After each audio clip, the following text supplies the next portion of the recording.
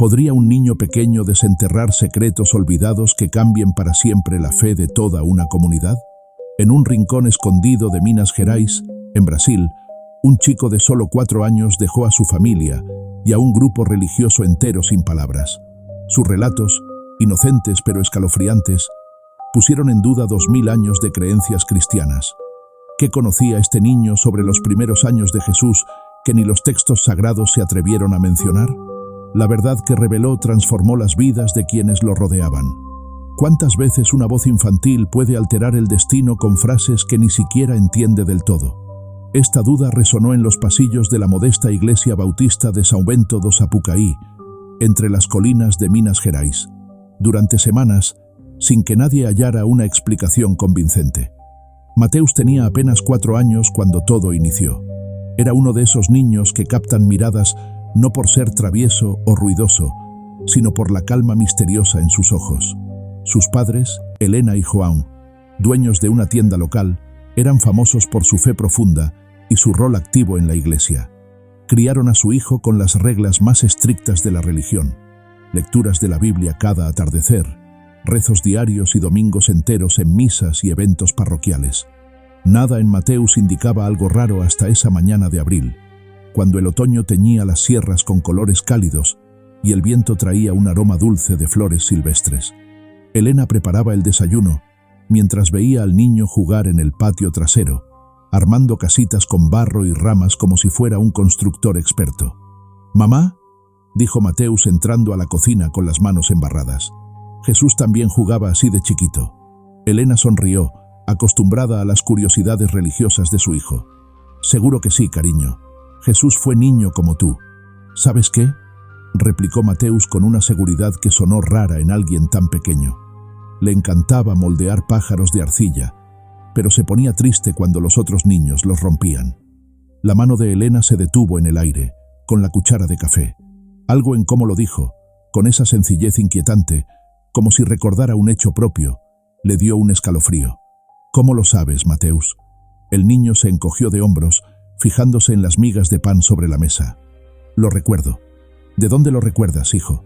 «De cuando estuve allí». Helena se sentó despacio junto a él, notando un temblor en sus piernas. La mañana soleada de pronto parecía más fría. «¿Allí dónde, Mateus?». «En la casa de Jesús, cuando era como yo. Su mamá se llamaba María y cantaba mientras amasaba el pan. El olor era distinto al tuyo, mamá. Sabía a miel y a algo que no conozco». Las palabras de Mateus salían fluidas, como un río que no se detiene, naturales y aterradoras. Helena buscó una razón lógica, quizás un programa de TV o un cuento de la iglesia, pero no recordaba nada con detalles tan precisos sobre la niñez de Cristo.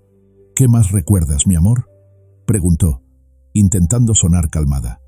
Mateus cerró los ojos un instante, como si buscara en un rincón lejano de su mente. Al abrirlos, su mirada tenía una fuerza que Helena nunca vio en un niño tan chico. Jesús lloraba mucho de noche, no por hambre o frío, sino porque veía luces en la gente, algunas lindas y otras oscuras. Su mamá no lo entendía, y eso lo hacía sentir solo. ¿El corazón de Helena latía más rápido? Claro que sí. Nada de eso aparecía en los evangelios. La infancia de Jesús era un enigma en la fe cristiana, con solo unos pocos relatos en las escrituras. «¿Dónde aprendiste eso, Mateus?». «No lo aprendí, mamá. Estuve allí». Era su amigo. La honestidad en su voz era tierna y aterradora a la vez. Helena miró alrededor de la cocina conocida, buscando algo real, pero todo parecía distante y extraño. «¿Eras amigo de Jesús?». «Sí. Morí a los 6 años, de una fiebre fuerte. Jesús lloró en mi funeral. Dijo que nos veríamos otra vez, pero en cuerpos nuevos». El silencio que cayó fue pesado, como la niebla matutina en las montañas. Helena sintió el suelo moverse bajo sus pies, cambiando su mundo para siempre. Mateus, sin notar el impacto, jugó con las migas de pan, tarareando una canción que Helena no conocía, pero que sonaba antigua, como un eco de tiempos lejanos. El ruido de la puerta principal trajo a João de vuelta del trabajo antes de lo usual. Helena se levantó con piernas inestables, sin saber cómo explicarle, pero antes de hablar, Mateus corrió hacia su papá con una sonrisa brillante. «Papá, ¿sabías que Jesús tenía un perro?». Era marrón con una oreja caída. ¿Jesús lo llamaba Simón? Sí. Murió arrollado por un carro cuando Jesús tenía 8. Él no habló por 3 días. Juan miró a Elena sobre la cabeza del niño, notando su palidez y el temblor en sus manos. Ella kipnul discretamente, señalando que debían hablar solos. João se agachó al nivel de Mateus, forzando una sonrisa que no ocultaba su preocupación. ¿De dónde sacas esa historia, hijo? No la saqué, papá. La vi. Estuve allí cuando pasó. Jesús lo cargó y pidió a Dios que los animales no sufran como la gente. Juan intercambió una mirada cargada con Elena. Ambos sabían las escrituras al dedillo y no había mención de mascotas en la niñez de Cristo. Lo más inquietante era la naturalidad de Mateus, como si contara qué comió ayer. En los días siguientes, las confesiones de Mateus se hicieron más frecuentes y detalladas, surgiendo en momentos inesperados, como brotes en un jardín salvaje. El lunes, mientras Elena le peinaba, Mateus dijo casualmente: María, la mamá de Jesús, también hacía esto, pero lloraba al peinarlo porque veía hilos de luz dorada en su cabello. Sabía que no estaría con él para siempre. ¿Por qué eso la entristecía tanto? El martes en la cena, cuando Juan bendecía la comida, Mateus interrumpió. Jesús no gustaba de rezos largos. Decía que Dios no es sordo y que las palabras del corazón valen más que las de la boca. Por eso rezaba solo, mirando las estrellas. ¿Qué veía en ellas? El miércoles, pasando por la carpintería del señor Antonio, Mateus se detuvo y señaló las herramientas. José le enseñó a Jesús a usar esa, pero él prefería construir sin clavos, porque no le gustaba herir la madera. Decía que era como lastimar a alguien. Cada revelación era un golpe a la incredulidad de la familia. Elena dejó de dormir bien, revisando su Biblia de noche en busca de pistas. Juan, práctico y escéptico por naturaleza, se debatía entre su razón y el amor por su hijo. Fue Elena quien sugirió ver al pastor Ezequiel.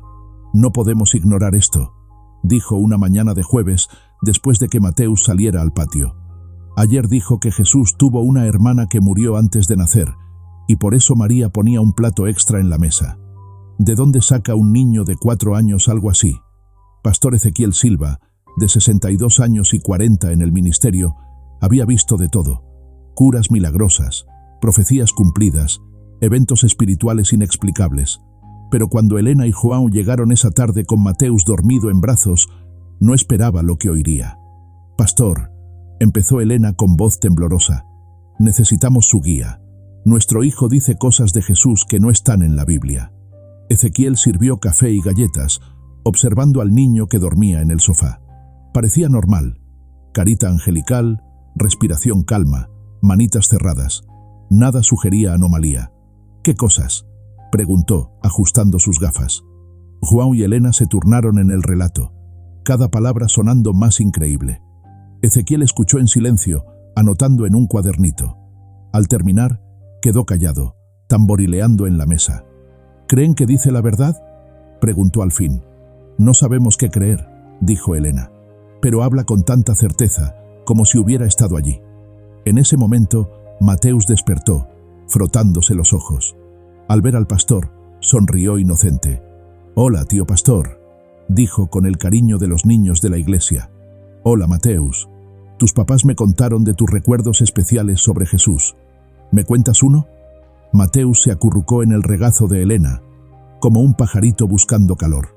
Por un segundo, Ezequiel pensó que no respondería, pero luego, con la misma facilidad que hablaría de un dibujo, empezó. Jesús tenía una cicatriz chiquita en la mano derecha. Se cortó aprendiendo con las herramientas de su papá. Sangró mucho. José se enojó consigo mismo por no cuidar mejor. Jesús no lloró por el corte, sino porque vio triste a su papá. El pastor sintió un escalofrío. En 40 años estudió todos los evangelios, canónicos y apócrifos. Nunca oyó de una cicatriz infantil en Cristo. «¿Cómo lo sabes, hijo?». «Ayudé a José a limpiar la sangre. Usé un trapo con olor a lavanda. María ponía lavanda en los trapos porque calmaba a la gente». El silencio en la sala era espeso, como antes de una tormenta. Ezequiel miró fijo a Mateus, buscando engaño o fantasía, pero solo vio pureza, la de un niño que no sabe mentir. «Mateus», ¿Recuerdas el nombre de la ciudad donde vivía Jesús de chico? Nazaret, contestó sin dudar. Pero no como las ciudades ahora. Casas de piedra y barro, con patiecitos para hierbas. La de Jesús estaba en una calle que subía a la montaña, y desde su ventana se veía todo el valle. Ezequiel anotó más, con mano temblorosa. Esos detalles eran históricos, pero no bíblicos. ¿Y los otros niños? ¿Jesús jugaba con ellos? El rostro de Mateo se nubló un instante. No siempre. Algunos le temían. Cuando los miraba parecía saber sus secretos. Y cuando estaba muy feliz o triste, pasaban cosas raras. ¿Qué tipo de cosas? Una vez lloraba por un pajarito herido del nido. Lo tomó en la mano y lo miró mucho. Al abrirla, voló curado. Pero Jesús quedó cansado, como si le diera un trozo de sí. Ezequiel cerró los ojos y respiró hondo. En su ministerio, oyó de milagros, pero nada tan específico sobre la niñez de Cristo. Lo perturbaba la emoción real en las historias de Mateus, como si las hubiera vivido. ¿Le contaron a alguien más?, preguntó a los padres. No, dijo Juan rápido. Temíamos que pensaran que inventa, o peor, que está poseído, agregó Elena, diciendo la palabra temida. No creo que sea eso, dijo Ezequiel, mirando a Mateus que jugaba con un llavero. Pero hay que ser cuidadosos. Saben cómo reacciona la comunidad. En los días posteriores, Ezequiel investigó a fondo, revisó su biblioteca, llamó a colegas, consultó expertos en historia bíblica y apócrifos. Nada coincidía con lo de Mateus. Decidió probarlo. La semana siguiente, invitó a la familia a cenar. Tras la comida, en la veranda, sacó un libro antiguo de evangelios apócrifos. Mateus, ¿reconoces algo en esta imagen? Era Jesús niño en una carpintería. Mateus miró atento y señaló un rincón. Está mal. José no usaba ese martillo, y Jesús no se acercaba a las herramientas afiladas. José lo ponía al otro lado. Ezequiel pasó páginas y mostró otra. Jesús con niños jugando. ¿Y esta? Mateus la estudió serio. Jesús no tenía ese pelo. Era más oscuro y desordenado por correr, y no usaba ropa fina para jugar. María guardaba la buena para el Sabbat. Cada corrección hacía que Ezequiel sintiera algo más allá de su teología. El niño rechazaba las imágenes tradicionales con autoridad de testigo. «Pastor», interrumpió Elena, notando su turbación, ¿cree que nuestro hijo está enfermo? Ezequiel cerró el libro despacio. No es enfermedad, Elena, pero no lo explico con mi conocimiento. ¿Qué hacemos? Antes de responder, Mateus se levantó y fue al borde de la veranda, mirando el cielo estrellado. Quedó callado, como escuchando algo solo para él. Jesús miraba así las estrellas, dijo sin volverse. Decía que cada una era un recuerdo de alguien amado por Dios y que cuando se unan todas, el mundo entenderá el amor verdadero. Su voz sonó madura, con sabiduría antigua. Elena sintió lágrimas. Pero hasta entonces, siguió Mateus, girando hacia el pastor, la gente temerá a quien recuerda lo olvidado y silenciará verdades incómodas. Ezequiel tragó saliva. Por un segundo, vio no a un niño, sino a alguien eterno. ¿Sabes por qué recuerdas ahora, Mateus? El niño sonrió, mezclando inocencia y profundidad. Porque es el momento. Jesús dijo que cuando el mundo se confunda sobre él, alguien volvería a contar las partes olvidadas. Las palabras resonaron como ondas en un lago. Ezequiel sintió un frío no del aire, sino de saber que estaba ante algo mayor que su experiencia. En las jornadas siguientes, la inquietud invadió a la familia. Elena no se concentraba en la tienda, perdida en pensamientos sobre las palabras imposibles de su hijo. João se dividía entre amor y miedo por el futuro de Mateus. Elena notó primero el cambio. El niño se volvió más pensativo, pasando horas en el patio mirando el horizonte, como esperando. ¿En qué piensas, amor? En los recuerdos llegando. La respuesta dejaba a Elena con un peso en el pecho, como si el aire se espesara. Parecía que Mateus se preparaba para algo grande, que ella no captaba del todo. Ezequiel, tras reflexionar y rezar, decidió llamar a un viejo amigo del seminario, el doctor Marcos Santana, teólogo experto en fenómenos espirituales raros, profesor en Sao Paulo. La charla telefónica duró más de 2 horas. Ezequiel contó todo, detalles de Mateus, comportamientos observados. Marcos escuchó, preguntando con interés. Ezequiel, en 30 años, Nada como esto. ¿Seguro que no accedió a fuentes externas? Absoluto. Familia simple, devota. Mateus está en casa o iglesia. Muchos detalles no existen en libros. Quiero conocerlo. ¿Voy el fin de semana? Al proponerlo a la familia, hubo miedo y esperanza. Elena y João querían respuestas, pero temían exponer a Mateus. Marcos es discreto, aseguró Ezequiel. Quizá ayude a entender. Marcos llegó un sábado tarde, cuando el sol teñía las montañas de oro y lila.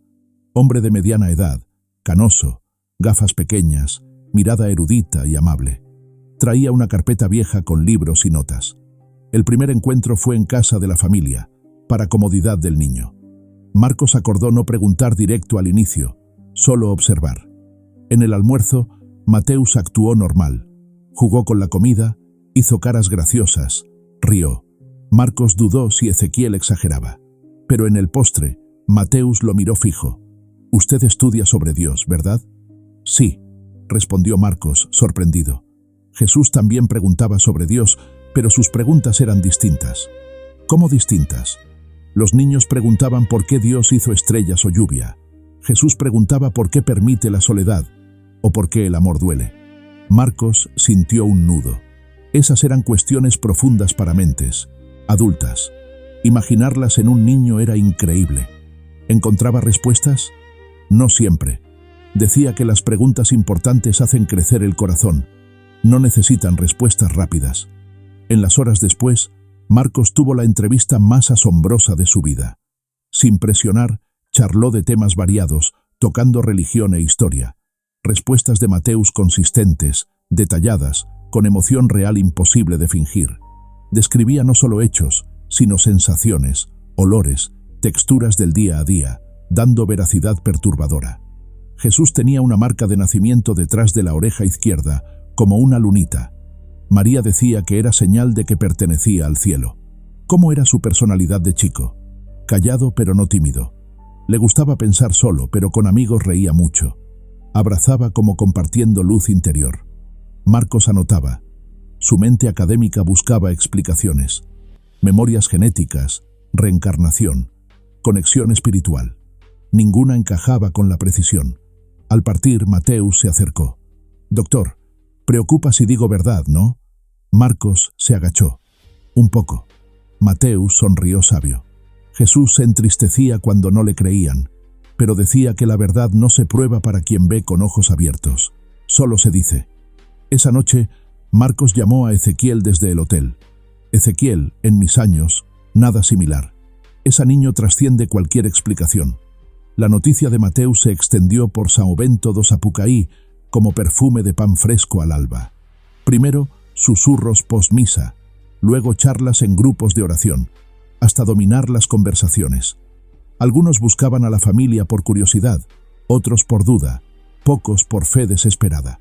Elena y João se vieron rodeados de atención no deseada, protegiendo la infancia de su hijo en medio del torbellino. Ezequiel mediaba, pero sentía controlar viento con manos.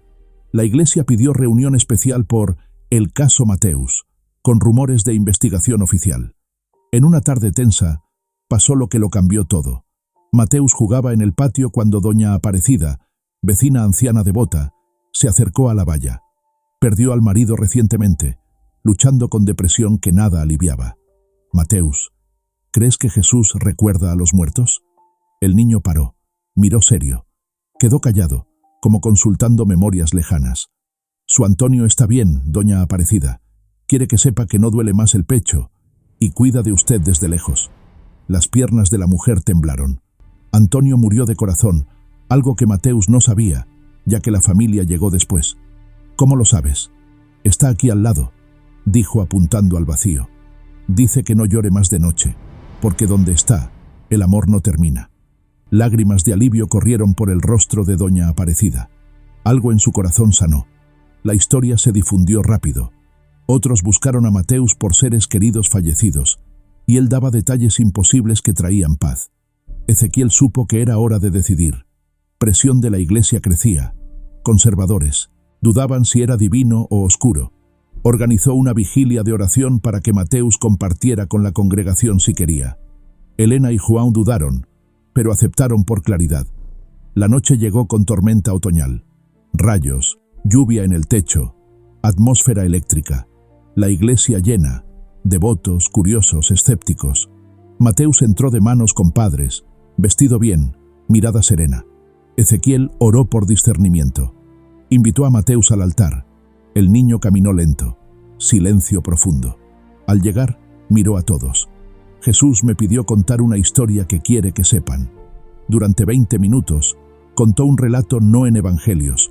Un día en la niñez de Jesús enfrentando dudas sobre su identidad. Lágrimas por soledad eterna. Comprensión de que era el precio del amor. Habló de miedos, alegrías, sueños, aceptación del destino. Palabras como perlas de sabiduría, con emoción que hizo llorar a muchos. Al acabar, Jesús quiere que sepan que fue niño. Tuvo miedo, se sintió solo. Entiende lo que sienten, porque lo sintió primero. El silencio fue único, lleno de presencia sagrada.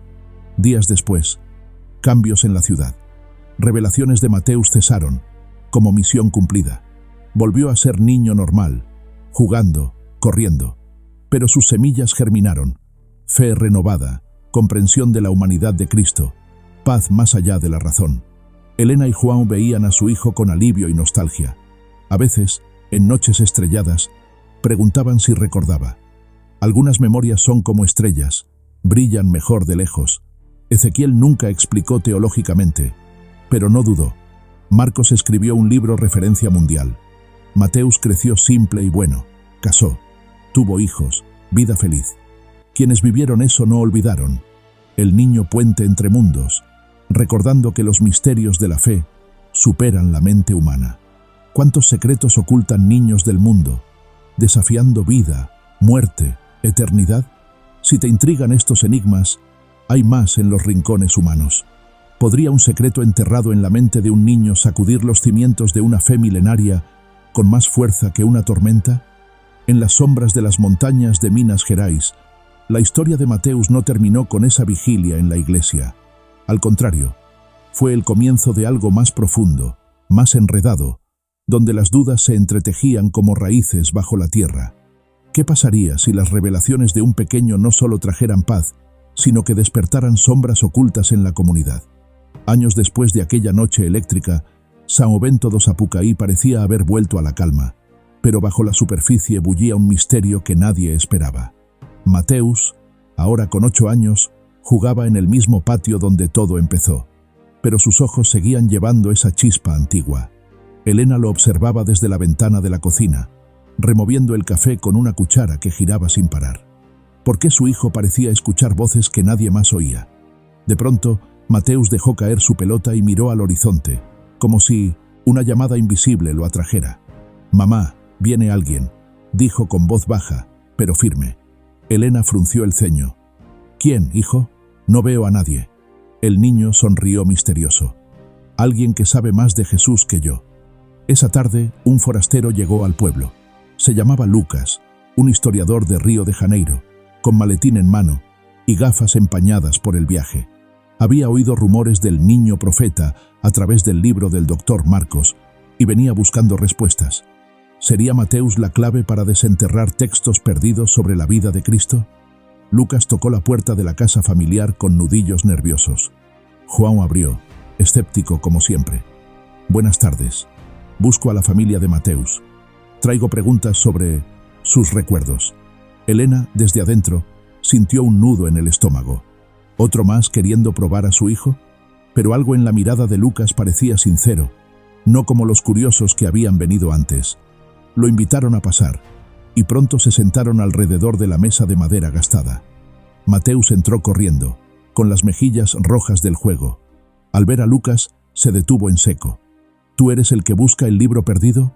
Lucas parpadeó, sorprendido. «¿Qué libro, pequeño?» Mateus se sentó, cruzando las piernas como un sabio diminuto. «El que Jesús escribió cuando era chico, pero lo escondió porque la gente no estaba lista». El historiador sacó un cuaderno, con manos temblorosas. ¿Cómo sabía el niño de antiguos rumores sobre evangelios ocultos? «Cuéntame más, por favor». Mateus cerró los ojos, como invocando imágenes del pasado. Jesús lo guardó en una cueva cerca de Nazaret, bajo una piedra con forma de cruz. Escribió sobre sus sueños, donde veía el futuro, gente luchando por su nombre, pero olvidando su corazón.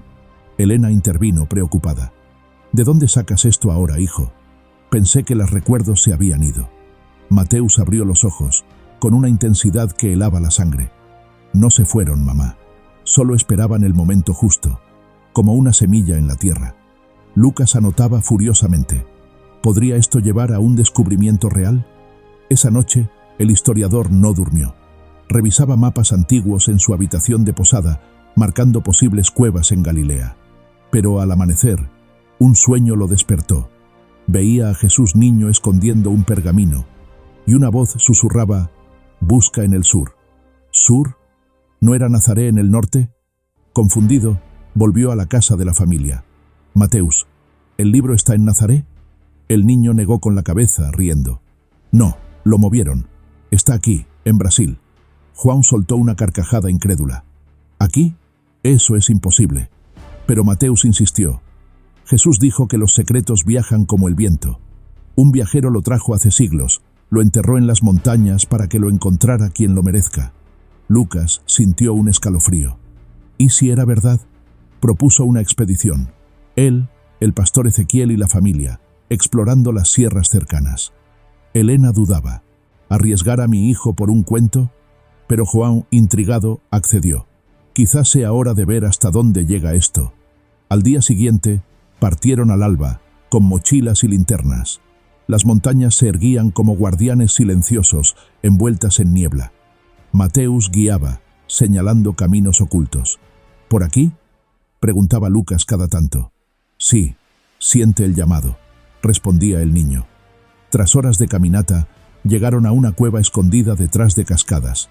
El aire era fresco y húmedo, con eco de gotas.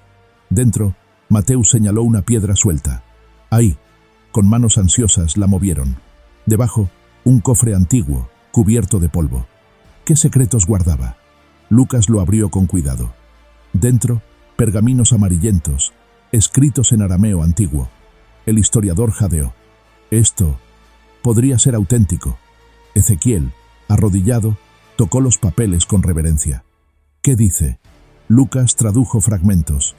Yo, Jesús, hijo de José, escribo estos sueños para que un día el mundo sepa que el amor no se impone, se comparte en silencio. Elena abrazó a Mateus, lágrimas en los ojos. ¿Cómo lo sabías, hijo? El niño sonrió, porque fui yo quien lo ayudó a esconderlo, en otra vida.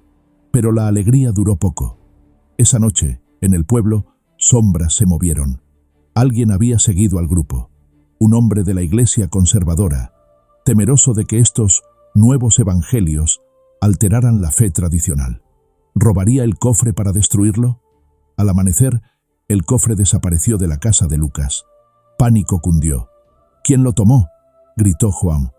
Mateus, calmado, dijo: no se preocupen, el verdadero secreto no está en el papel, sino en el corazón.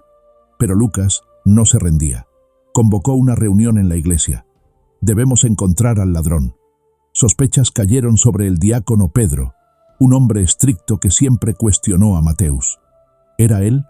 Confrontado, Pedro confesó: lo hice por la fe. Estos textos podrían dividirnos. Ezequiel, sabio, medió. La verdad no divide, une. Devuélvelo. Pedro, arrepentido, lo hizo. El cofre volvió y los pergaminos se estudiaron. Resultaron ser copias antiguas, no originales, pero con detalles que coincidían con los recuerdos de Mateus. El perro Simón, los pájaros de barro, las luces en la gente. ¿Coincidencia o prueba? La noticia se esparció más allá del pueblo. Periodistas llegaron queriendo entrevistar a Mateus. Elena lo protegió. Es solo un niño. Pero el misterio crecía. Una noche, Mateus despertó gritando.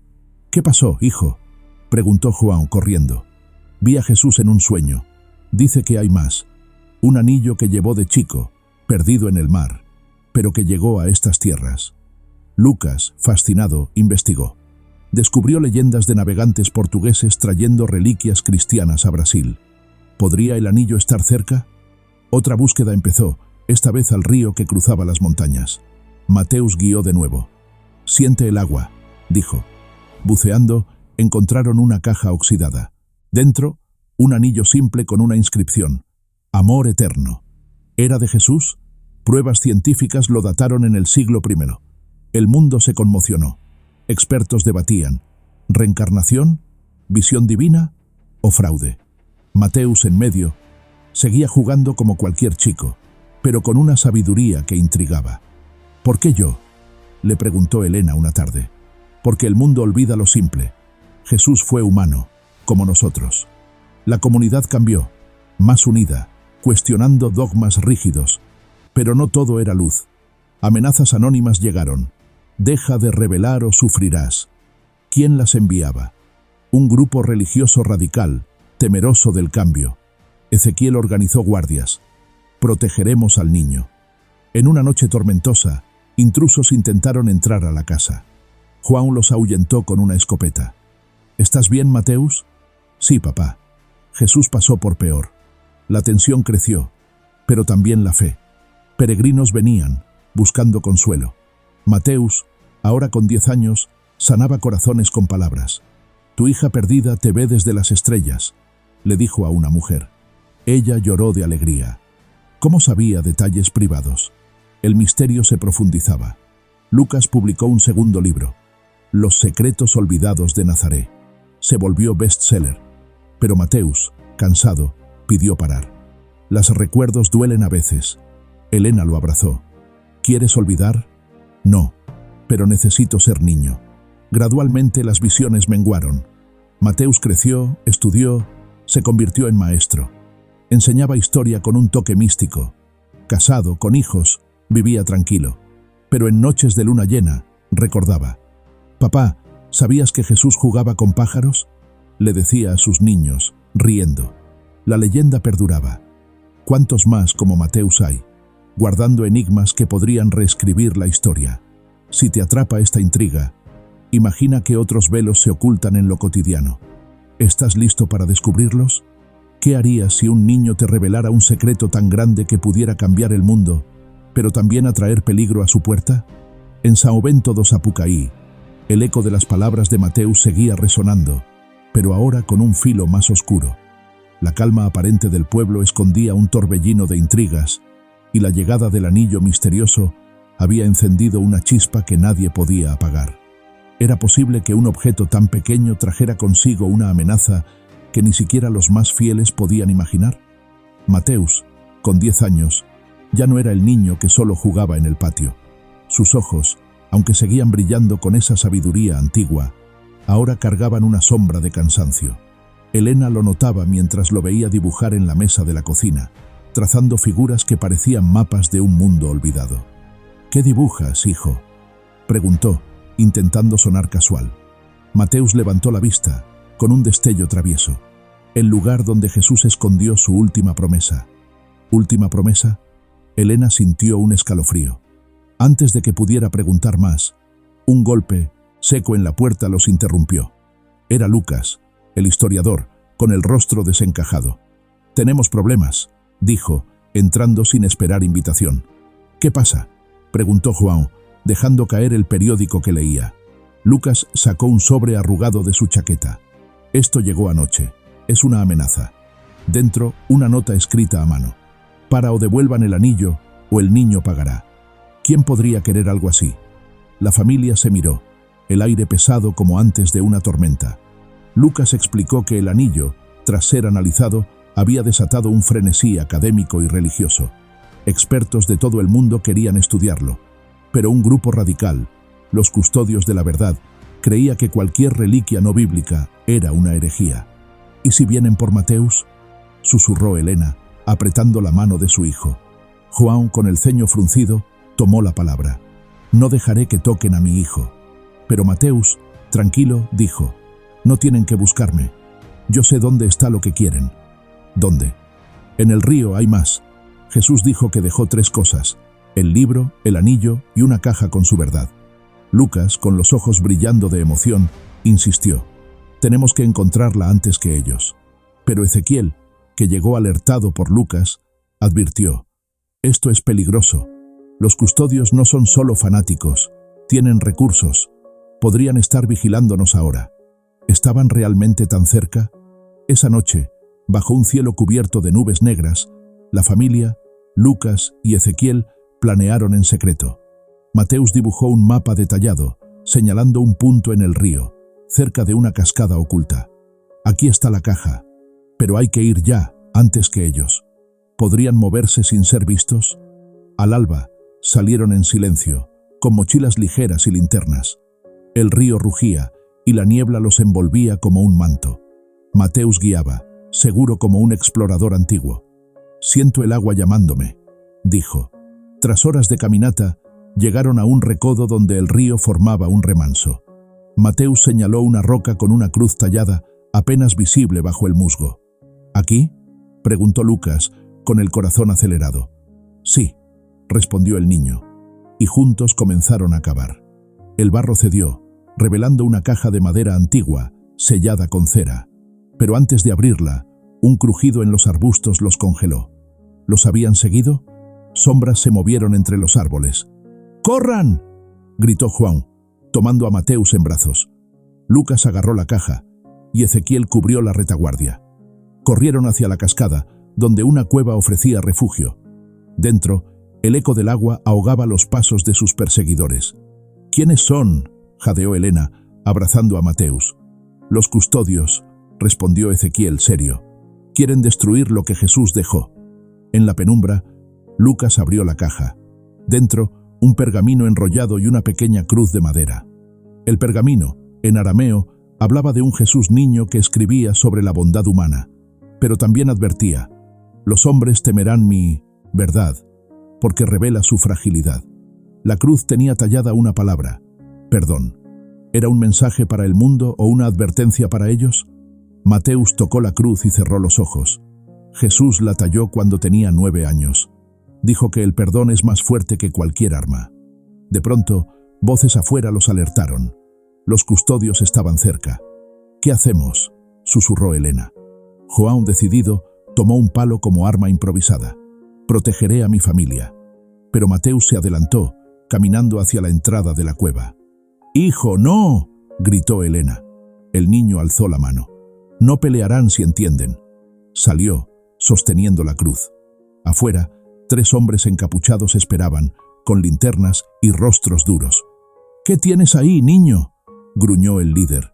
Mateus, sereno, levantó la cruz. Jesús dijo que el perdón detiene el odio. ¿Quieren pelear por algo que él quiso compartir? Los hombres se miraron, desconcertados. La voz de un niño los desarmaba. ¿Podía ser tan simple? El líder bajó su linterna. «Esto no termina aquí», dijo, pero retrocedieron y desaparecieron en la niebla. De vuelta en el pueblo, la caja y su contenido se guardaron bajo llave en la iglesia. Ezequiel convocó a la congregación para contar lo ocurrido, pero omitió detalles para proteger a Mateus. Los rumores crecieron. Algunos veían al niño como un santo, otros como un peligro.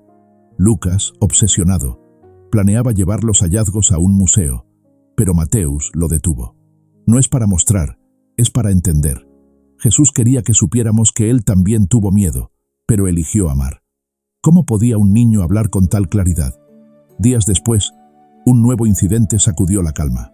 Una periodista, Clara, llegó desde Sao Paulo, atraída por el libro de Lucas. Quería una exclusiva con Mateus, pero traía algo más. Información sobre los custodios.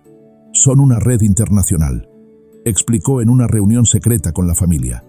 «Creen que cualquier texto no canónico es una amenaza, y están financiados por alguien poderoso».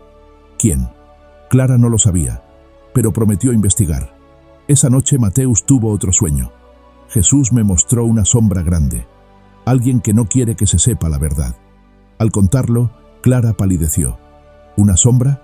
Eso suena a algo que oí en Roma, sobre un grupo que guarda secretos cristianos antiguos. ¿Estaban más cerca de un complot global? La tensión crecía. Clara se quedó en el pueblo, trabajando con Lucas para rastrear a los custodios. Mientras, Mateus empezó a actuar extraño. Pasaba horas solo, mirando el río. «Escucho más recuerdos», le dijo a Elena. «¿Qué recuerdos, hijo?» «De cuando Jesús se despidió de mí. Dijo que un día alguien intentaría borrar su historia, pero que el amor siempre gana». Elena lloró, abrazándolo. ¿Cómo proteger a un niño con un peso tan grande? Una noche, Clara recibió un mensaje anónimo. Reúnanse en la plaza al amanecer. Traigan el anillo y la caja. Era una trampa, pero también una oportunidad. Ezequiel, João y Lucas planearon con cuidado. Llevarían copias de los objetos, dejando los originales seguros. Mateus insistió en ir. Sé lo que hay que decir. Helena se opuso, pero el niño fue firme. Jesús confió en mí. No puedo fallarle. En la plaza, bajo un cielo gris, esperaban 4 figuras encapuchadas. El líder, un hombre alto con voz fría, exigió: entreguen todo. Mateus dio un paso al frente, sosteniendo la cruz falsa. Jesús dijo que el amor no se guarda, se da. ¿Por qué le temen? El líder vaciló. Pero uno de sus hombres, más joven, bajó la capucha. Esto es una locura. Ese niño dice la verdad. ¿Un traidor entre los custodios? La discusión se calentó, y el joven reveló: nos pagan para destruir reliquias. Alguien en Europa no quiere que se sepa que Jesús era humano. El líder lo silenció, pero ya era tarde. La multitud, que se había reunido por curiosidad, escuchó todo. Los custodios huyeron, perseguidos por la policía local, alertada por Clara. La plaza estalló en murmullos. Mateus, en el centro, levantó la cruz falsa. Jesús no necesita objetos para ser recordado. Está en nosotros. La gente aplaudió, algunos llorando. Clara grabó todo, y su reportaje se volvió viral. Los objetos fueron donados a un museo, con copias para estudio. Los custodios se desvanecieron, pero rumores de su red persistían. Mateus, agotado, pidió descanso. No quiero más recuerdos por ahora. Helena y João lo llevaron a un retiro en las montañas, donde jugó como cualquier niño. Pero una noche, mirando las estrellas, dijo: mamá, Jesús me dijo que no todo está dicho. Hay más, pero no es mi turno. ¿Qué más escondía el pasado? Lucas y Clara siguieron investigando, rastreando pistas en Europa. Encontraron un monasterio con textos que mencionaban a un niño amigo de Jesús, muerto joven, pero cuya alma prometía volver. ¿Era Mateus? La comunidad de São Bento cambió para siempre. La fe se volvió más humana, menos rígida. Mateus creció, se convirtió en escritor, contando historias que mezclaban historia y misterio. Sus libros inspiraban, pero nunca reveló todo. ¿Por qué guardas tanto, hijo?, preguntó João años después. Porque algunas verdades esperan su momento, respondió, sonriendo bajo la luna. ¿Cuántos secretos más duermen en el corazón de un niño, listos para despertar el mundo? ¿Podría un secreto del pasado, guardado en el alma de un niño, desatar una cadena de eventos que ponga en jaque a poderes ocultos en las sombras? En las alturas nebulosas de Minas Gerais, la vida de Mateus tomaba un giro inesperado, como un río que de pronto revela un remolino oculto. El anillo y la caja ya no eran solo reliquias. Se habían convertido en imanes para fuerzas que nadie en São Bento do Sapucaí podía prever. ¿Qué pasaría si esos objetos no solo hablaran de la niñez de Jesús, sino que ocultaran un código para algo mucho mayor? Mateus, ahora con 12 años, sentía el peso de sus recuerdos como una mochila invisible que lo acompañaba a todas partes. Helena lo veía en su mirada, perdida en el horizonte durante las cenas familiares. ¿En qué piensas tanto, hijo?, preguntaba, sirviendo el arroz con mano temblorosa. Mateus sonreía débilmente. En una puerta que Jesús dejó entreabierta. ¿Qué puerta? Antes de que pudiera explicar, un trueno lejano anunció tormenta, y con ella, la llegada de un nuevo visitante. Era Ana, una arqueóloga de Buenos Aires, contactada por Clara tras el reportaje viral. Traía un maletín lleno de instrumentos y un secreto propio. Había soñado con el anillo semanas antes de saber de Mateus. ¿Coincidencia?, murmuró al entrar en la casa, extendiendo la mano a João. ¿O algo más? Ezequiel, siempre cauto, los reunió en la iglesia esa noche. Ana examinó la caja y el pergamino bajo una luz tenue. «Esto no es solo un texto», dijo, ajustando sus gafas. «Hay símbolos ocultos, como un mapa cifrado». Lucas, intrigado, se inclinó. ¿Un mapa a qué? Ana trazó líneas invisibles en el aire. A un lugar donde Jesús escondió su herencia verdadera, algo que podría probar su humanidad más allá de las Escrituras. Mateus, sentado en un banco, intervino. Es una cueva en el desierto, pero el mapa se mueve con el tiempo. ¿Cómo se mueve? El niño dibujó en un papel estrellas alineadas con montañas. Jesús dijo que los secretos cambian de sitio para que solo los puros los encuentren. La revelación encendió una chispa de aventura, pero también de peligro. Esa misma noche, mientras todos dormían, sombras acechaban la iglesia. Un intruso forzó la ventana buscando la caja. Ezequiel, que velaba en oración, lo oyó y alertó a Juan por teléfono. «¿Quién eres?», gritó el pastor encendiendo la luz. El hombre, enmascarado, huyó dejando un rastro, una medalla con el símbolo de los custodios. Al amanecer, la familia y los aliados se reunieron. Clara, con su laptop, hackeó bases de datos simples. Los custodios no actúan solos. Hay un mecenas en Europa, un coleccionista rico que quiere monopolizar reliquias cristianas. ¿Para qué? Para venderlas o destruirlas, según convenga. Ana propuso: «Debemos ir a la fuente».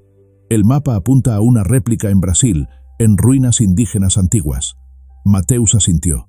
Sí, Jesús dijo que sus secretos cruzaron océanos con exploradores. Partieron en un jeep prestado, cruzando caminos polvorientos bajo un sol implacable. Mateus guiaba con intuición, señalando desvíos ocultos. «¿Por aquí?», preguntaba Lucas, sudando al volante. «Siente el eco», respondía el niño. Tras horas, llegaron a un sitio arqueológico olvidado, rodeado de jungla espesa. Viejas piedras talladas formaban un círculo, como un portal al pasado. Ana midió con su equipo. Estas marcas coinciden con el pergamino. Pero al cavar, un temblor sacudió la tierra. ¿Terremoto? No. Una trampa antigua se activó, y el suelo cedió bajo. Ellos cayeron en una cámara subterránea, iluminada por grietas de luz. ¿Todos bien?, tosió Juan, ayudando a Elena. Mateus, ileso, señaló una pared. Inscripciones en arameo y símbolos indígenas. «Aquí está la herencia». Ana tradujo. «El Hijo de Dios dejó su lágrima para que el mundo beba de su dolor humano». En el centro, un vial de cristal antiguo, con un líquido seco. «¿Lágrimas de Jesús?». Lucas lo tomó con reverencia. Esto podría cambiar la historia religiosa. Pero la alegría duró segundos. Voces arriba. Los custodios los habían seguido. «¡Entréguenlo!», gritó el líder desde el agujero. Ezequiel, astuto, había alertado a la policía local antes de partir. Sirenas lejanas se oyeron. Los perseguidores dudaron, pero uno bajó por una cuerda, armado con un cuchillo. «¿Quieres pelear por un frasco, viejo?», se burló de Ezequiel. João intervino forcejeando. En la lucha, el vial cayó, rodando hacia Mateus. El niño lo atrapó y en un impulso lo abrió. Un aroma a lavanda llenó la cámara, como en sus recuerdos. El intruso se congeló, ojos vidriosos. «¿Qué es esto?», murmuró, cayendo de rodillas.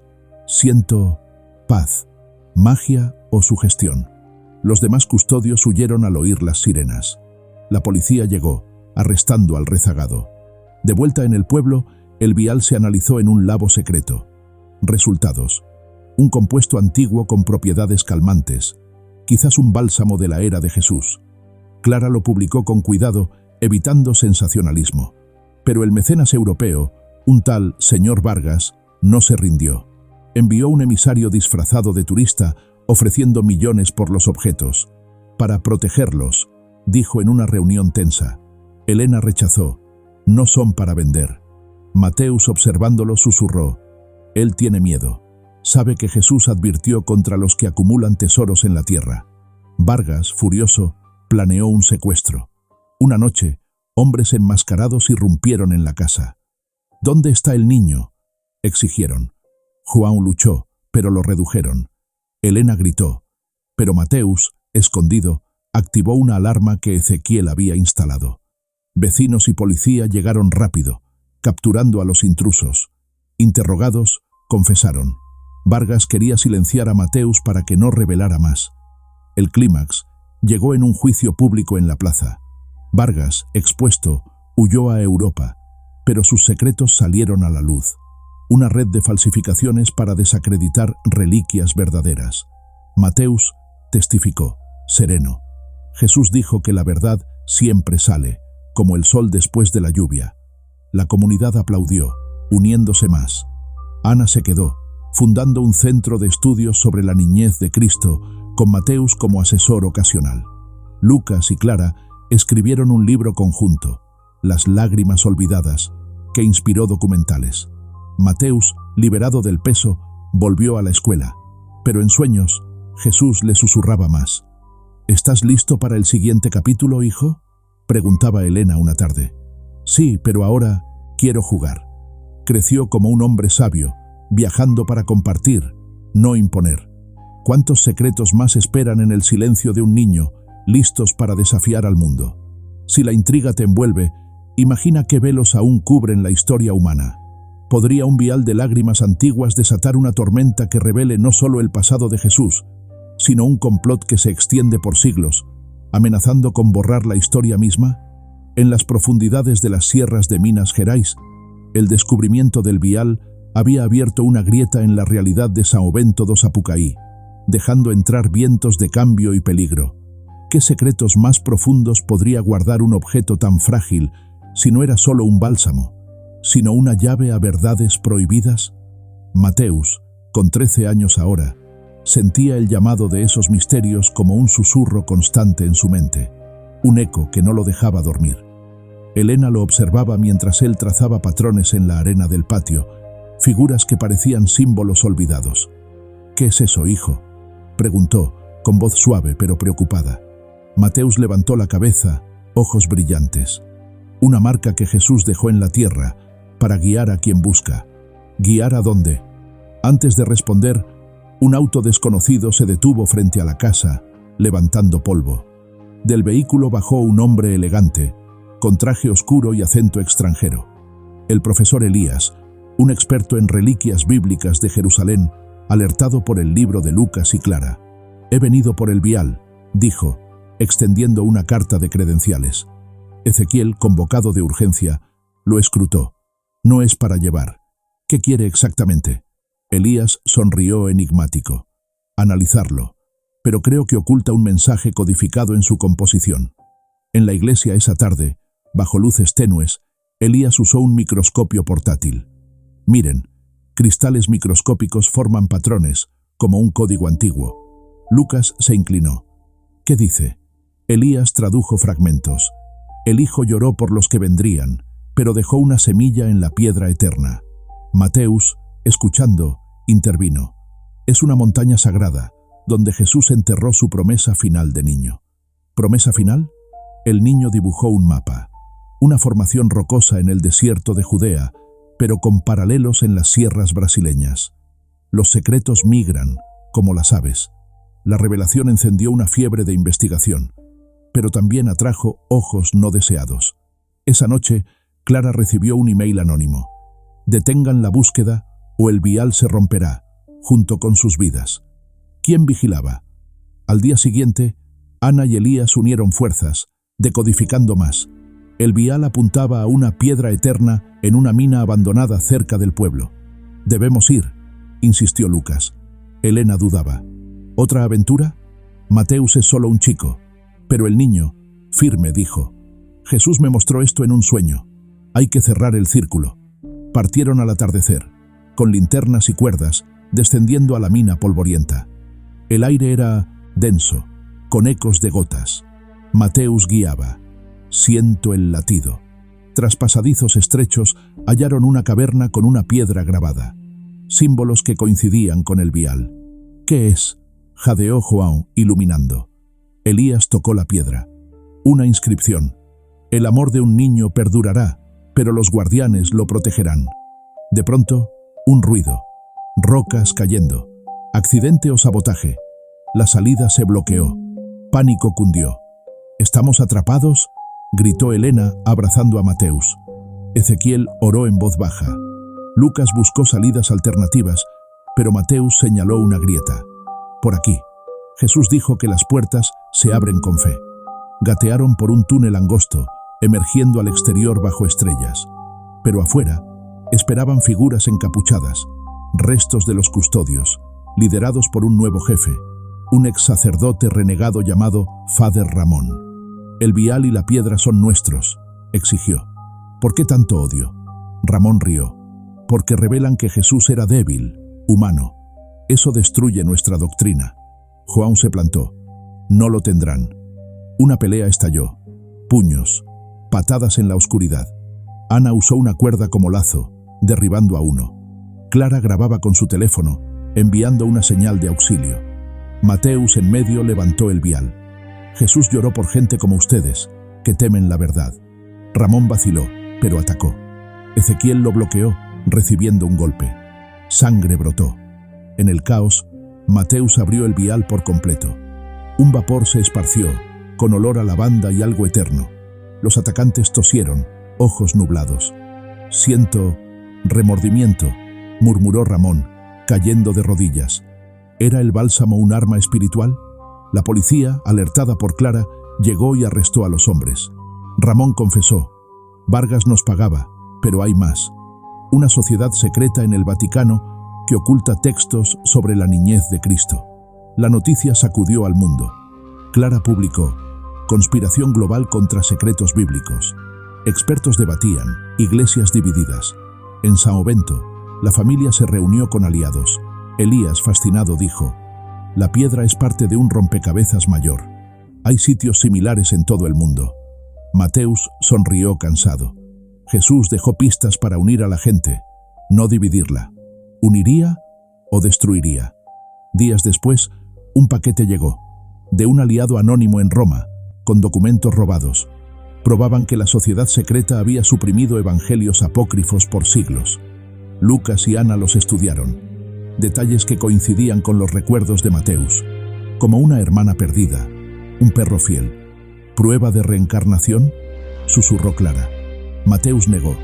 No es eso, es conexión, como hilos en un tapiz. Pero la sociedad contraatacó. Hackers borraron artículos en línea, amenazas a periodistas. Clara fue secuestrada brevemente, rescatada por policía. Quieren silenciarme, dijo, temblando. Ezequiel organizó una conferencia global virtual. Mateus habló, compartiendo visiones. Jesús fue niño, lloró, jugó, amó. Eso nos hace cercanos a Él. Millones vieron. Fe renovada en humanidad divina. El clímax llegó en una noche de luna llena. Ramón, arrepentido en prisión, llamó. Hay una bomba en la iglesia, venganza de la sociedad. ¿Bomba? Evacuaron, pero Mateus insistió. No hay explosivo. Es una trampa para robar los objetos. João y Lucas revisaron. Hallaron intrusos disfrazados de bomberos, robando el vial. Una persecución en las calles, autos chocando, sirenas. Mateus, desde casa, guió por radio. Giren a la izquierda, siento su miedo. Capturaron a los ladrones, desmantelando la red. Vargas fue arrestado en Europa, la sociedad expuesta. Con la paz restaurada, Mateus sintió los recuerdos desvanecerse. Mi tarea termina, dijo a Helena. Creció como un hombre común, pero con sabiduría eterna. Profesor, padre, amigo. Publicó un libro anónimo. Recuerdos de un amigo antiguo. El pueblo honró su legado con un museo. ¿Cuántos niños más guardan llaves a misterios que podrían sanar o romper el mundo? Si la intriga persiste, tal vez el próximo secreto te encuentre a ti. ¿Puede un niño, con la última pieza de un rompecabezas milenario, cerrar un ciclo que conecte el pasado con el futuro y revele la verdad última sobre el amor humano y divino? En São Bento do Sapucaí, el eco de los descubrimientos de Mateus resonaba aún, pero ahora el pueblo enfrentaba su prueba final.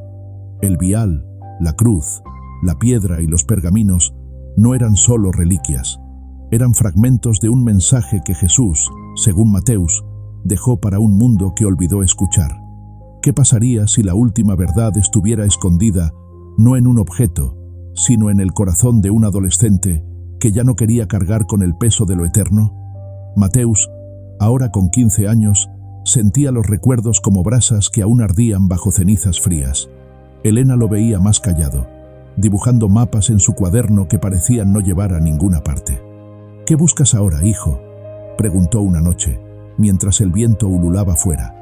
Mateus cerró el cuaderno, ojos cansados pero brillantes.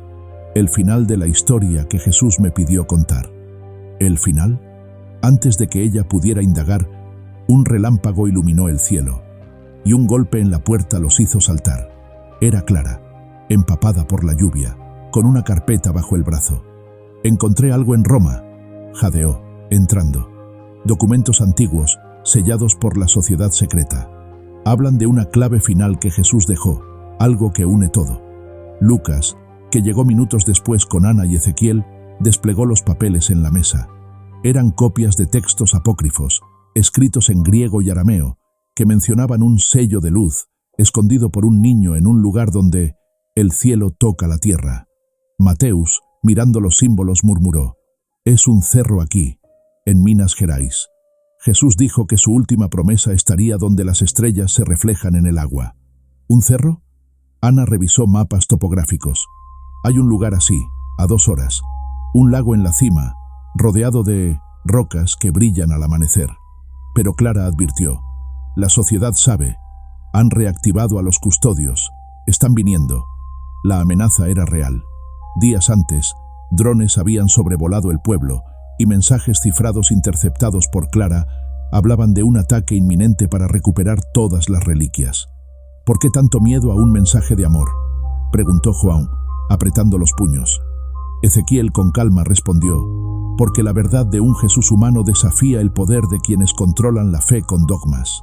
Mateus, decidido, se puso de pie. «Vamos al cerro. Tengo que terminar lo que empecé». Elena lo abrazó, llorando. «¿Y si te pasa algo?». El chico sonrió, con esa mezcla de inocencia y sabiduría que aún lo definía. «Jesús también tuvo miedo, mamá, pero siguió adelante. Yo también. ¿Podrían protegerlo esta vez?». Partieron al amanecer, en 2 jeeps, con linternas, cuerdas y un GPS. El cerro era empinado, cubierto de niebla espesa. Mateus guiaba, como si un hilo invisible lo jalara. «Siento su voz», dijo, señalando un sendero cubierto de musgo. Tras 1 hora de ascenso, llegaron al lago. Un espejo cristalino que reflejaba un cielo aún oscuro, con las primeras luces del alba asomando. En el centro, una roca sobresalía, grabada con un símbolo, una estrella dentro de un círculo. «¿Es aquí?», preguntó Lucas jadeando. Mateus asintió, tocando la roca. Debajo, la clave final. Ana y Clara cavaron con palas pequeñas, mientras João y Ezequiel vigilaban. Sacaron una caja de piedra, sellada con cera antigua. Dentro, un cristal tallado, del tamaño de una nuez, que emitía un brillo suave al tocarlo Mateus. «¿Qué es?», susurró Elena. El chico cerró los ojos. «Es el sello de luz». Jesús lo talló con sus manos de niño, rezando por un mundo que entendiera el amor sin miedo. Al sostenerlo, un calor suave llenó el aire, y el lago reflejó un destello que pareció iluminar el cielo. Pero el momento se quebró. Helicópteros rugieron en la distancia. Los custodios, liderados por un nuevo jefe, una mujer fría llamada Sofía, llegaron con hombres armados. «Entréguenlo», ordenó, apuntando con una pistola. João se interpuso. «No tocarán a mi hijo». Clara, astuta, había activado una cámara oculta, transmitiendo en vivo a miles en línea. «¿Quieren que el mundo vea cómo atacan a un niño?», gritó. Sofía vaciló, pero ordenó avanzar. En el caos, Mateus alzó el cristal. Una luz cegadora explotó, no dañina, sino cálida, como un amanecer instantáneo. Los atacantes cayeron de rodillas, algunos llorando. «¿Qué es esto?», balbuceó Sofía, desarmada por la paz que sentía. Mateus habló, voz clara como el agua. «Jesús dejó esto para recordarles que el amor no lucha, abraza. Ustedes temen porque olvidaron». ¿Era un milagro o un truco de la mente? Los custodios se rindieron, desorientados. La policía, alertada por la transmisión, llegó y los arrestó. El cristal fue estudiado. Un cuarzo único, con propiedades ópticas desconocidas, datado en el siglo I. Los documentos de Roma confirmaron: Jesús, niño, talló cristales como ofrendas de paz, según textos apócrifos suprimidos. Clara publicó todo, y el mundo se dividió. Algunos lo llamaron prueba divina, otros, fenómeno psicológico. La sociedad secreta colapsó bajo la exposición, sus líderes huyendo o enfrentando juicios. En São Bento, Mateus pidió que el cristal se quedara en la iglesia, no en un museo. No es para exhibir, es para sentir, dijo. La comunidad construyó un santuario sencillo, donde peregrinos venían, no por dogmas, sino por consuelo. Mateus, liberado, dejó de soñar con Jesús. Cumplí mi parte, le dijo a Helena una noche estrellada. Creció, estudió arqueología, viajó, escribió. Sus memorias, sombras de un niño eterno, inspiraron generaciones. El pueblo floreció como centro de fe humana, no rígida. ¿Cuántos secretos más duermen en los corazones, esperando un alma valiente para despertarlos? La historia de Mateus terminó, pero su luz sigue brillando, como una estrella que guía en la noche.